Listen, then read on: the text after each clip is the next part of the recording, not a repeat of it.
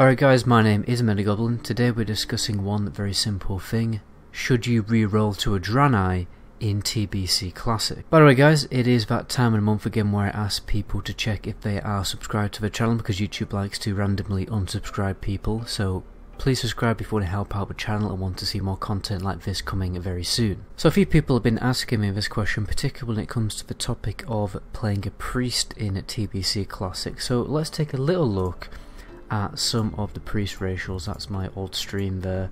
Priest racials are here.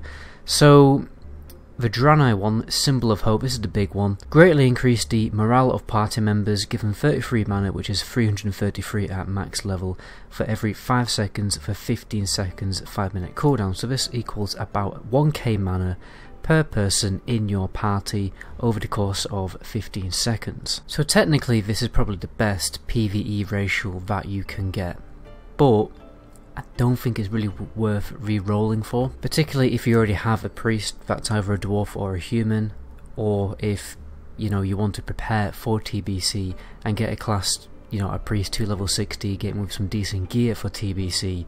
There's these things you have to bear in mind. Plus I think this mana regen racial is going to be pretty redundant in the long term, because you won't really have mana issues in the long term when it comes to raiding. The raid has a number of tools to regenerate mana. They have Shadow Priests, they have Judgment of Wisdom, they have Shamans of their totems, they have Innovate, everything like this. I don't think this is particularly game breaking, and honestly don't think it's that worth re-rolling for, particularly when you look at Priest Dwarf racials, which are infinitely more valuable to a priest, in my opinion, when it comes to every aspect of a game. Because first of all, we've got Chastise, which is a 2-second stun, right? It's useful in PvE and PvP, only works on humanoids though, and causes very low threat. You've also got Desperate Prayer, which I like to call a mini lay on hands, because it's an instant, huge, big heal that can really save your life in a number of situations.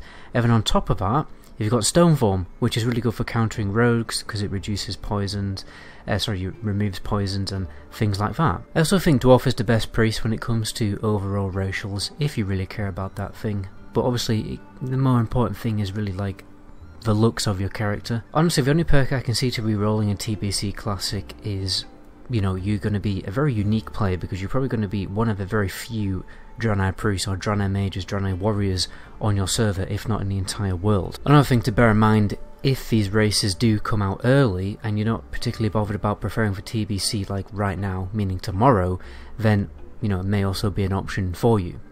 But I think for the vast majority of people, you probably just want to prepare as much as you can for TBC and get like one of the current races available to level 60 and prepare your character for TBC on that character. But anyway, let's move on to the other warriors, in case there's any more people who are wondering about the other class options. First of all, we have the warrior. I think the main thing that people are going to be highlighting here for the warrior is the fact that you have an increased hit chance. Now it's not game breaking, this increased hit chance. It's moderately useful for the caster group, which you can benefit from shamans anyway. But honestly, this isn't game breaking. It's not going to be difficult for you to get to your hit cap. You've got Moonkins, which also increase your hit cap by 3%. Pretty sure there's a few other things as well. So yeah, I don't think this is worth it, particularly as obviously human is still the best option for a warrior because of the expertise rating that you get on all of the weapons. So when it comes to a paladin, exact same story. Human's definitely better still for a paladin, so I just wouldn't recommend re-rolling either as a paladin. For a hunter, there isn't anything particularly game breaking for a hunter. I definitely think Draenei is actually a strong option for a hunter because of the increased hit and because of the cheeky heal that they can do, and obviously hunters don't really have that much in the way of healing apart from their Spirit Bond talent, so it's actually a really strong option for a hunter to go for as an ult or something like that.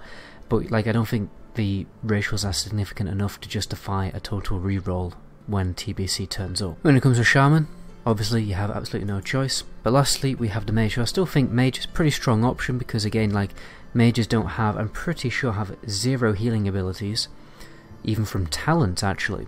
So Gift, you can correct me if I'm wrong in the comment section, but so Gift of the Naru is actually quite useful to a mage, and obviously the increased hit is nice. And then, obviously the gnome mage is only slightly better with the slightly increased intellect.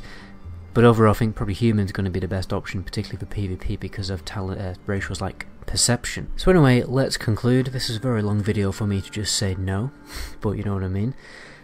Overall, if you're going to make an alt later on in TBC's lifetime, then yeah, it's definitely worth playing a Draenei, and I would say Hunter, Mage and Priest are very strong options for a Draenei. However, Paladin and Warrior, obviously there's much more best in slot to go for a human, but if you make an alt, you probably don't care that much about min-maxing, you're going to go for looks anyway.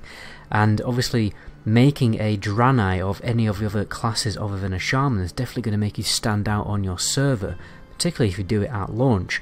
And one thing I will say is Draenei Warriors are extremely rare. You never see Draenei Warriors anywhere. So, and I always really do love the two-handed animations for a Draenei Warrior, so yeah, if you want to stand out, go for it. But overall, it really isn't worth re-rolling for, but they are strong alt options. But anyway, my name is MetaGoblin. Until my next video, ciao.